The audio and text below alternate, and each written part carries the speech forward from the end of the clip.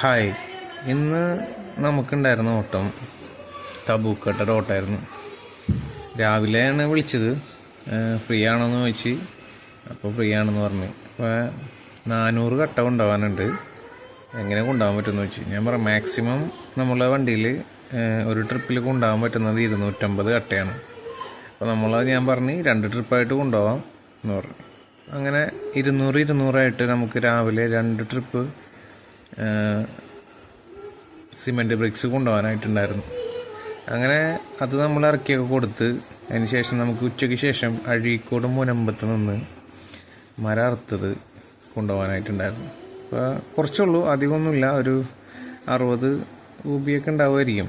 അത് നമ്മൾ അറുത്ത് വെച്ചിരുന്നത് വണ്ടിയിലൊക്കെ കയറ്റി നമ്മൾ മൂവാറ്റുപുഴയിൽ നമുക്ക് വേണ്ടപ്പെട്ട ഒരു കട ഉണ്ട്, അവിടെ കൊണ്ടുപോയി